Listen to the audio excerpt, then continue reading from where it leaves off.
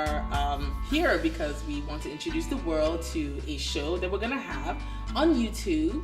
We're still kind of trying to figure out the name, so you have to stay locked in for that.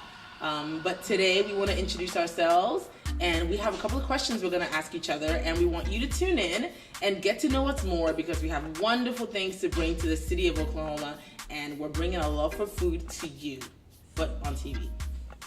So I would like to start with a couple of questions for you, IJ. Yay! Talk to me about your background. Okay. And like where you're from, Okay. and your love of food. Okay, so my name is Ijeoma Anyaoku-Popoola, but everyone calls me IJ. I just cut it short, IJ.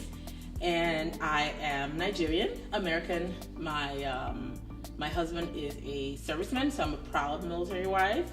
I'm also a proud mother of 3 Annas. I used to own a restaurant called Mama Sinmi's Chop House, and so this is kind of like a spin-off of that. What else about me? I love food. I actually love cooking, and I love introducing people to food, but using my culture as a base. I'm also a proud member of the Latin Sorority Incorporated, so I kind of am so many people but in one. Kind of weird, but yeah, that's my background. And then, came to the States for college and just ended up staying, and I'm here. And then I met you. So my question for you is, who is Amy? Because I want everybody to know who you are. Amy Bazan. Yes. So who is she? So I am also a mother of 3 daughters. No. Born and raised here in Oklahoma, and I've lived in Oklahoma City for 18 years. Yeah.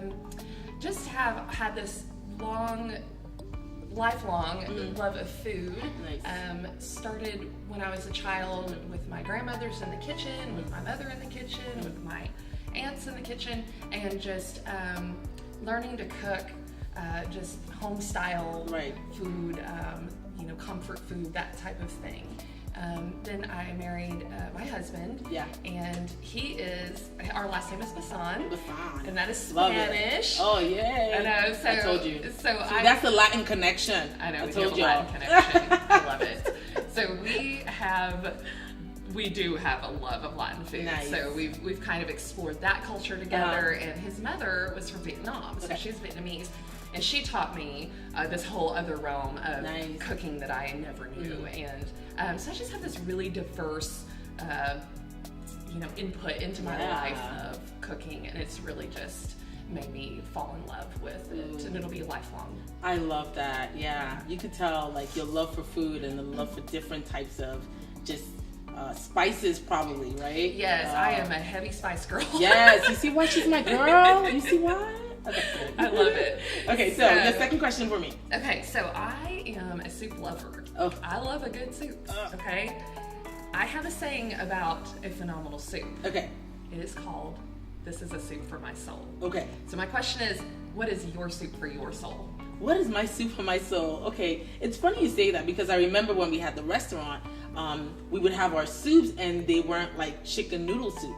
They were really hearty and just full of all kinds of ingredients. Yeah. So, and you can eat them anytime. So we would have a question, we'll say, people would ask for soup, and then we'll bring out this soup that had like spinach and, beans and things in it. And so it was a different type of soup. But what's the soup for my soul? I think it'll be my culture. I enjoy sharing food with people. I love educating people on our culture, and we do it through food. Yes. And what makes my situation unique is my husband and I are actually from 2 different cultures that cook very different types of food. So when you come to our house, it's like his style of food and then my style of food, but we're all from like the same country. So I really love that question because what's for my soul is what I'm passionate about. Love it. And I realize I keep coming back to food and I keep coming back to the culture, and that has become my identity. So that's that. I love it. I love it. Yay! Okay, so my question for you is also about food. Is describe your love affair for food. Oh my gosh, my love affair with food. We're taught to not be emotional about food, and I can't help it. I'm emotional about food. Right, I love food. It is the way that we connect. It is a common language. All over the world, we can all connect over food around a table. And it connects our hearts. Yeah. And I think that's where that love affair comes from, because I can facilitate those connecting of hearts when I'm serving a meal to a group, and it fulfills something in my soul. Right. I can see that. To have that. I can see that. And I think that's why we probably get along. I think so. We have that common language. We do. And the funny thing is, she never got to come to the restaurant because I just got to know her after. Yes. And to find out that this is something we're going to be collaborating on doesn't mean that it's a bad thing. It just means a continuation of what's to come. So I'm so excited. I love it. It's going to be interesting. And also another thing, I love the fact that I'm going to come with this ultra super ethnic food, and you're going to probably show me how to cook a good steak. I can cook a good steak. Yeah. And we talked about this because the thing about our culture is, when I came here to the States, I didn't know what mac and cheese was. And let me confess, I had my first chicken and waffles like this year. Oh no. I've been in this country. Well, at least you're not deprived any longer. No, I'm not. And now we're having our kids grow up in here in the country, and we have to marry both cultures.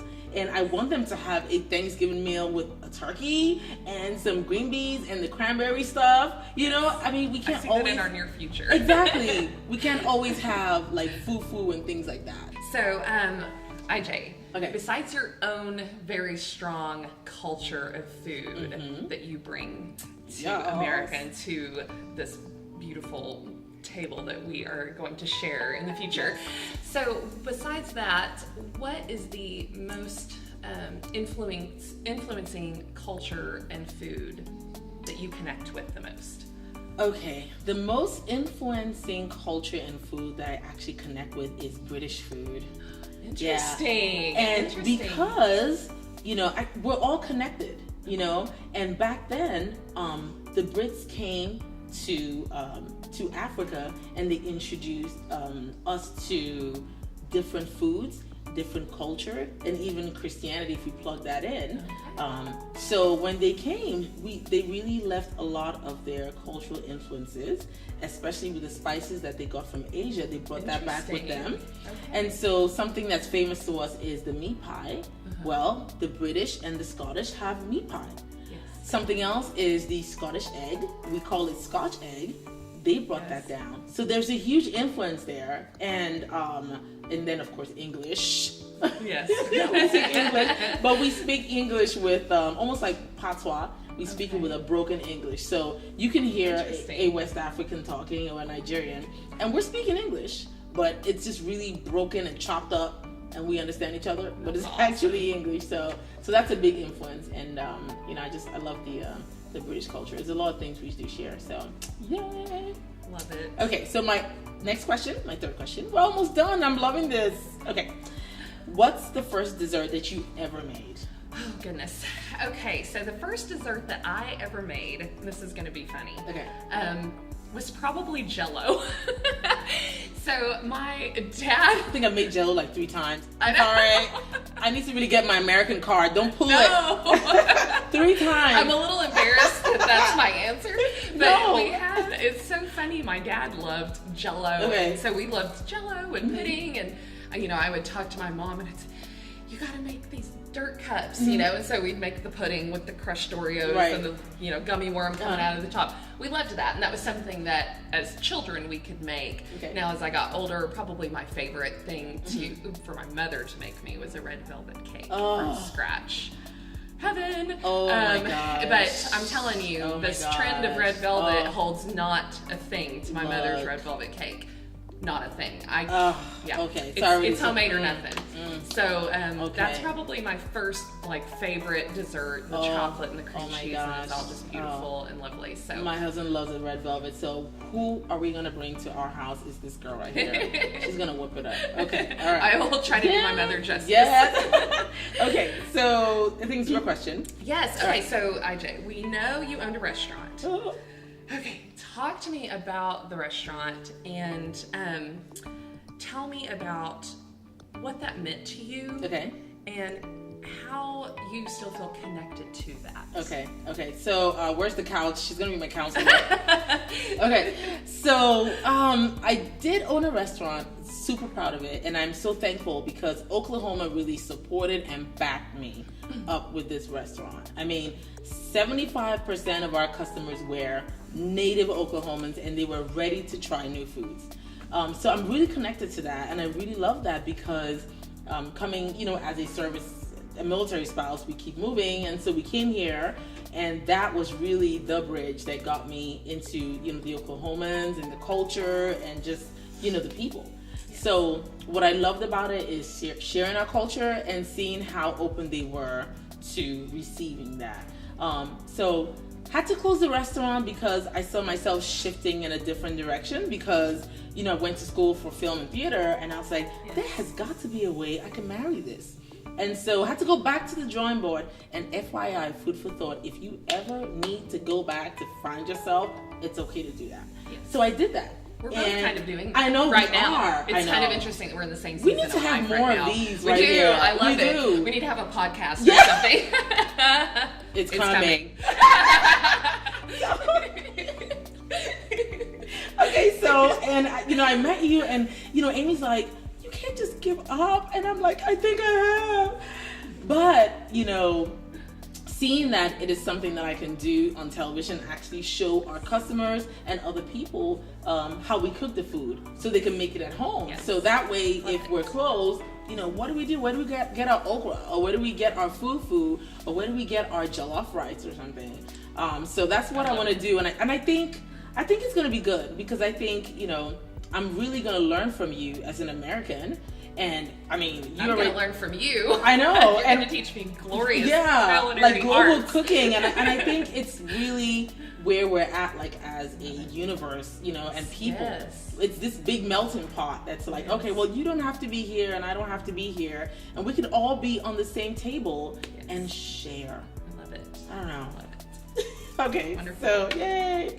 So my last question is, as a native Oklahoman, looking at as a